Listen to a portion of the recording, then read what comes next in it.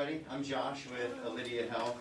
Super excited to be here to present the Jada system for you today for postpartum hemorrhage and abnormal postpartum bleeding. So I always like to take a couple of minutes to tell the background of the company because I think it's a really cool story. So about 10 years ago, there was a national design competition. And this design competition was focused on creating a uterine balloon tamponade device for use in underdeveloped countries. Well, there was it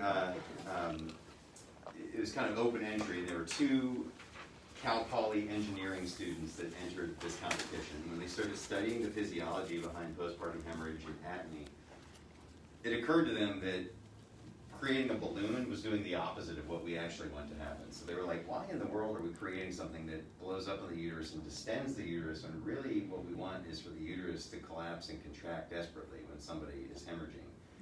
And so then they started to think further and they were like, well, what if we apply vacuum to the uterus? Can we get it to do that? And it turns out you can. And so that's how vacuum-induced hemorrhage control was actually born. So they caught the eye of a serial entrepreneur out in Silicon Valley.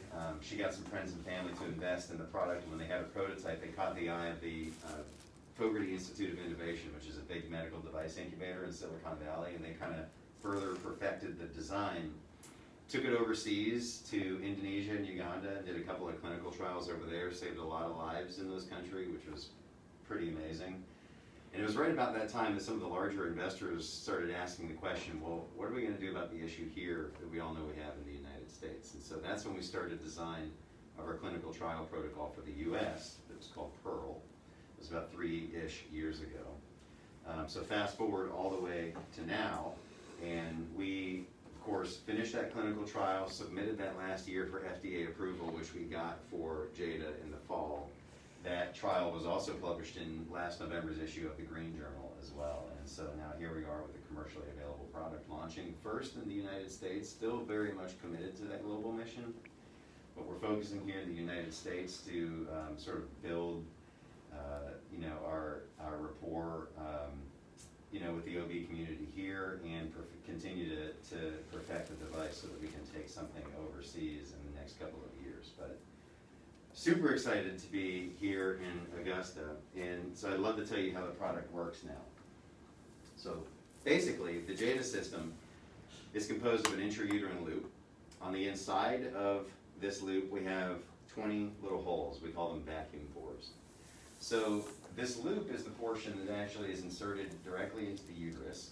This seal here, we call it a cervical seal, but it's really a vaginal seal because it sits outside of the cervix. This is what's inflated with saline to give us our airtight seal walling off the uterus, enabling us to apply vacuum.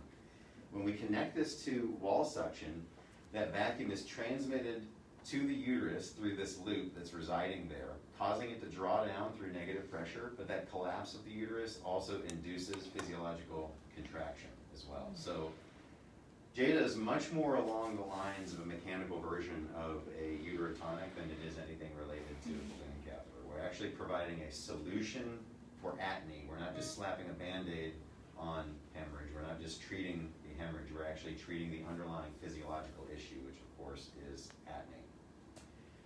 So I'll go ahead and demo the product for you. Basically, when you pull it out of the package, we see that there is air in the cervical seal. That's just to keep it from sticking together and shipping since it's made of silicone. So we're going to take our empty 60 cc syringe. We're going to connect it to the seal port here on top of the system. And we're going to evacuate all of that air out of the cervical seal. Now this is an awesome solution for atony, but of course we have to account for all of the stuff that is not atony, obviously. So it is recommended to do an exam and a sweep prior to placement just to make sure that we've got all the retained product out, that we've double checked for lacerations, and any big giant clots that may have formed, we need to get those out as well. So once the provider accounts for all of those things, then they simply place Jada by holding it in their palm like this. They pinch that loop. They're going to put that through the cervix into the uterus and of course locate the cervix so that they can actually place the cervical seal on the external os of the cervix. Now it's kind of hard to see in this model, but basically what we're going for is outside the cervix, top of the vagina. We want this butted up against the cervix to give us an airtight seal. So not inside the cervix, certainly not on the internal os of the cervix, but outside the cervix. super important. So now we're going to take our same syringe, we're going to drop 60 cc's of saline or sterile water. We're going to connect it to that same port that we took the air out of here. And while the provider is stabilizing Jada in place, then usually the nursing staff will inject 60 cc's of fluid into the seal. 60 is the minimum and usually enough to get a good seal, but occasionally you might need more. The seal does hold up to 120, and so if for any reason, you know, like for your multips or your grand multips, maybe they feel like the seal's loose, maybe you see blood coming out from around the seal, you can go ahead and double up the amount of fluid in there for a total of 120, and that will pretty much seal anybody. All right, so once we have the seal in place, then we're going to set up our wall suction. Tubing is connected. I know, right? It just hooks up to wall suction. In the OR, you choose to use a Neptune, that's up to y'all. But basically, we're going to connect the tubing to a canister that's connected to a wall regulator, usually behind mom's head in an LDR. We're going to put our thumb over the tubing, and we're going to set that wall regulator to 80 millimeters of mercury. So 80 is very light suction, it doesn't take a lot.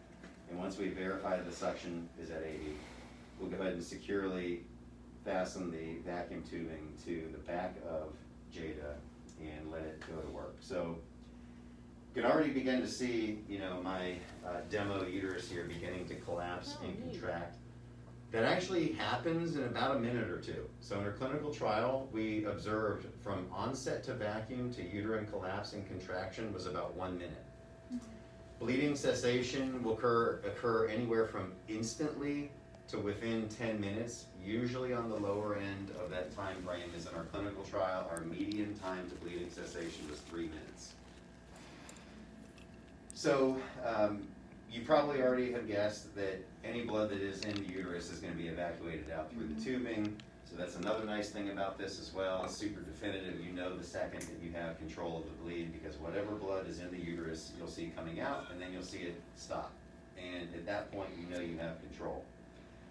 How much you get out really depends on how much mom was bleeding prior to putting this in. You know, if they did an evacuation and immediately put in Jada and you got a super fast contraction, you might get almost no blood out because you got such a fast contraction. It's also possible that if mom was really gushing, you know, you get a couple hundred in the canister. The important thing is that it stops within a few minutes. You don't see that canister filling up. So that does speak to the definitive nature of this, though, because if you do have like a retained lobe of ancillary placenta, or if you do have a cervical laceration, it'll tell you, because you're just not going to get control of the bleed. That'll probably slow the bleeding down enough for you to be like, something is going on. But if that canister is filling up, you know that it's very likely not just acne.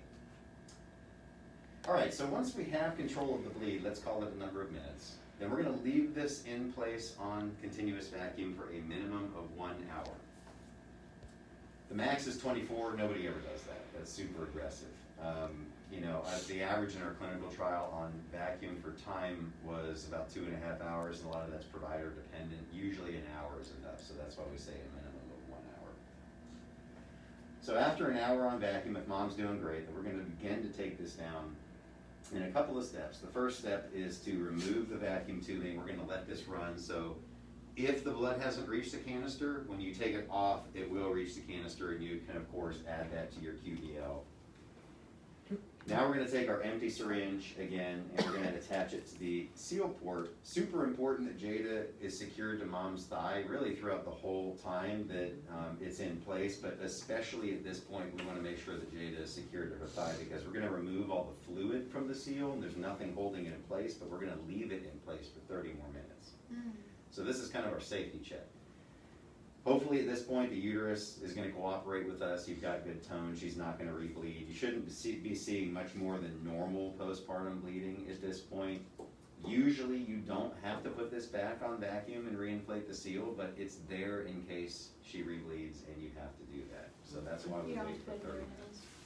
You don't have to put a needle in.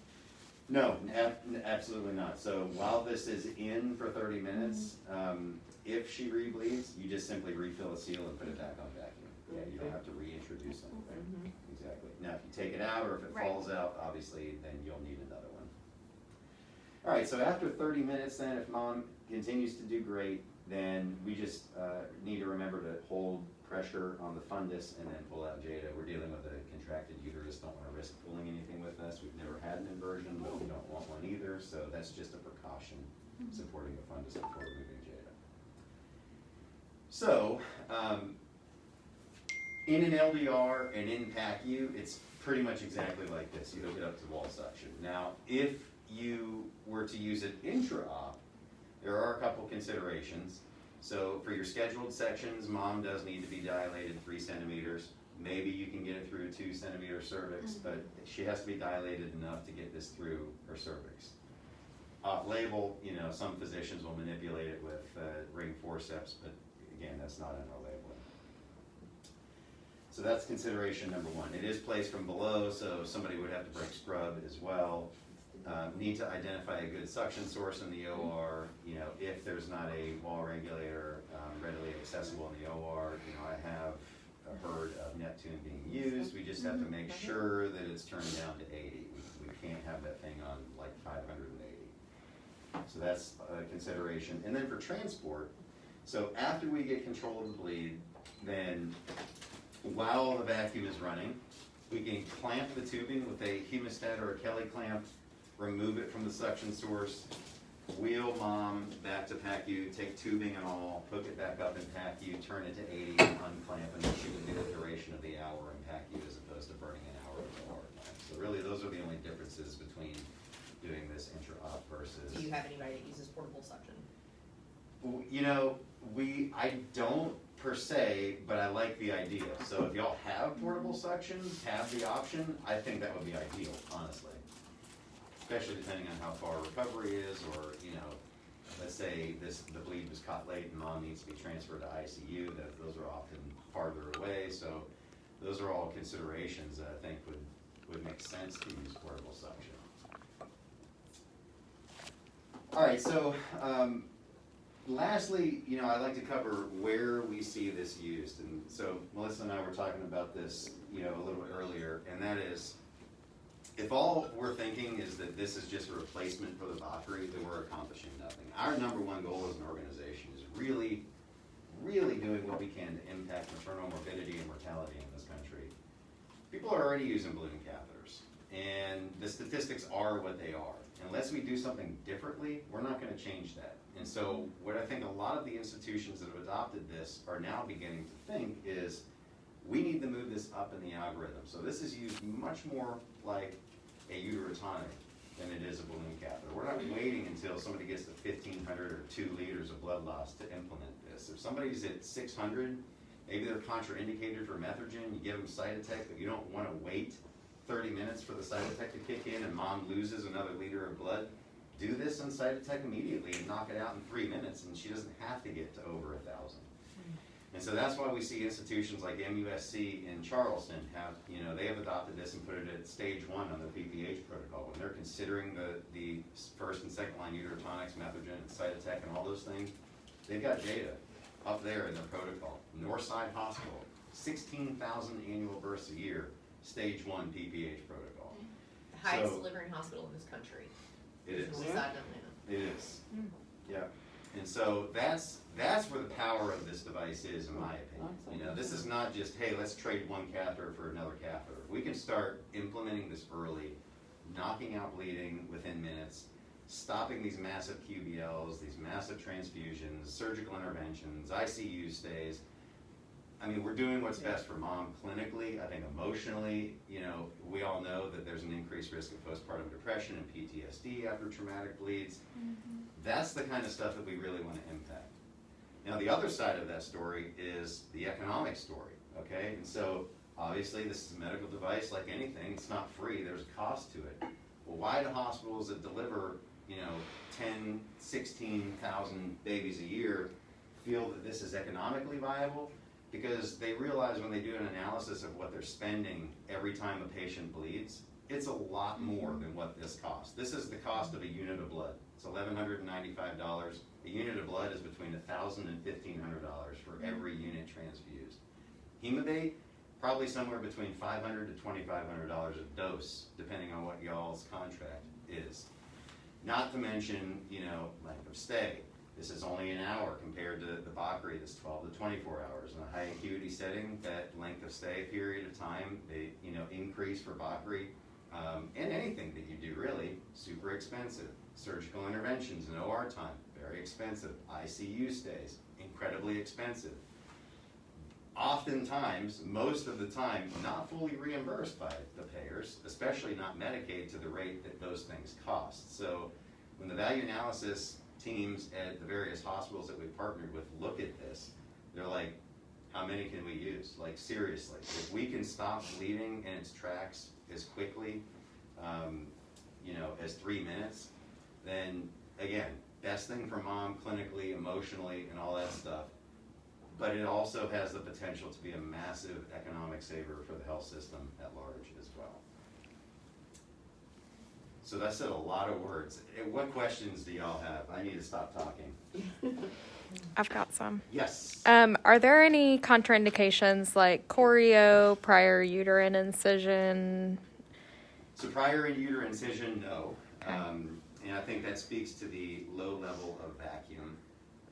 80 millimeters of mercury is about the equivalent of sucking a milkshake through a straw. So this is much less about the actual sucking than it is about the contracting of the uterus. And so an incision can obviously sustain a normal uterine contraction because that's what we're trying to do anyway.